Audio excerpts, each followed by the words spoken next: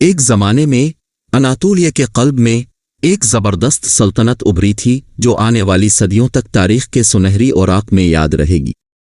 یہ سلطنت عثمانیہ تھی، ایک طاقتور اور پائیدار تہذیب جو دنیا پر انمٹ نقوش چھوڑ چکی ہے۔ سلطنت عثمانیہ کی کہانی 13ویں صدی کے آخر میں شروع ہوتی ہے جب عثمان اول نامی ایک کرشماتی رہنما نے ایک چھوٹی سلطنت کی بنیاد رکھی جو اب ترکی ہے۔ عثمان ایک بصیرت والا حکمران تھا جس نے مختلف طرق قبائل کو اپنے جھنڈے تلے متحد کیا، ایک مربوط اور نظم و ضبط والی قوت بنائی۔ وہ ایک عظیم فوجی طاقت اور کرشماتی آدمی تھا، اور اس کے پیروکاروں کا خیال تھا کہ وہ عظمت کا مقدر تھا۔ عثمان کی قیادت میں نئی بننے والی عثمانی ریاست نے اپنی سرحدوں کو مسلسل باہر کی طرف دھکیلتے ہوئے اپنے علاقے کو وسیع کیا۔ عثمان کے جانشینوں نے اس توسیع کو جاری رکھا، اور عثمانیوں نے جلد ہی اپنے آپ کو بازنطینی سلطنت کی دہلیز پر پایا، جو کبھی طاقتور رومی سلطنت کی آخری باقیات۔ 1453 میں سلطان محمد دوم کی حکومت میں عثمانیوں نے بازنطینی دارالحکومت قسطنطنیہ پر قبضہ کر کے ایک تاریخی فتح حاصل کی۔ اس سے بازنطینی سلطنت کا خاتمہ اور عثمانیوں کے لیے ایک نئے دور کا آغاز ہوا۔ سلطنت عثمانیہ، جو ایک مضبوط سپر پاور تھی، نے 3 براعظموں یعنی یورپ، ایشیا اور افریقہ میں اپنی توسیع جاری رکھی۔ سلیمان دی میگنیفیسنٹ جیسے سلاطین نے سلطنت کی سرحدوں کو وسعت دی اور اسے تاریخ کی سب سے بڑی اور متنوع سلطنتوں میں سے ایک بنا دیا۔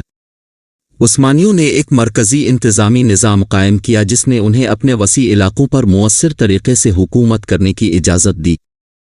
سلطنت عثمانیہ کی پائیدار میراثون میں سے ایک اس کا بھرپور ثقافتی اور فکری ورثہ تھا۔ عثمانی فنون لطیفہ کے عظیم سرپرست تھے، اور ان کا دارالحکومت استنبول ثقافت اور تعلیم کا ایک متحرک مرکز بن گیا۔ سنان جیسے معماروں نے شاندار مساجد اور محلات ڈیزائن کیے، جبکہ رومی اور حافظ جیسے شاعروں نے اپنے کاموں سے عثمانی ادب کو تقویت بخشی۔ مذہبی رواداری سلطنت عثمانیہ کی ایک اور پہچان تھی۔ جبکہ یہ ایک اسلامی ریاست تھی، اس نے مذہبی اقلیتوں جیسے عیسائیوں اور یہودیوں کو آزادی سے اپنے عقائد پر عمل کرنے کی اجازت دی۔ مذہبی رواداری کی یہ پالیسی عثمانی ملت کے نظام میں شامل تھی، جس نے مختلف مذہبی برادریوں کو خود مختاری دی تھی۔ تاہم سلطنت عثمانیہ اپنے چیلنجوں کے بغیر نہیں تھی۔ اسے حریف یورپی طاقتوں سے مسلسل خطرات کا سامنا کرنا پڑا، خاص طور پر نوآبادیاتی توسیع کے دور میں۔ سلطنت بھی اندرونی کشمکش سے دوچار ہوئی، جیسا کہ جنیسرس، اشرافیہ کے فوجی دستے بعض اوقات اپنے حکمرانوں کے خلاف بغاوت کرتے تھے۔ جیسے جیسے صدیاں گزرتی گئیں، سلطنت عثمانیہ کا زوال شروع ہوا۔ ایک بار طاقتور فوجی مشین کمزور پڑ گئی اور سلطنت نے کئی اہم علاقوں کو کھو دیا۔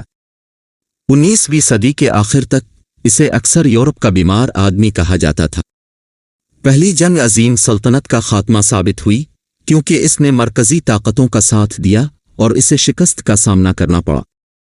جنگ کے نتیجے میں سلطنت عثمانیہ کا خاتمہ ہو گیا اور مصطفیٰ کمال اتا ترک کی قیادت میں ترکی کی جدید قوم ابھری۔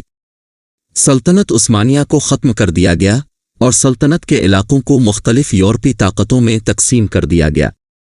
سلطنت عثمانیہ کی کہانی عروج و زوال، فتح اور ثقافتی پنپنے اور ایک پائیدار میراث کی ہے جو اب بھی جدید مشرق وسطی اور بلقان کو تشکیل دیتی ہے۔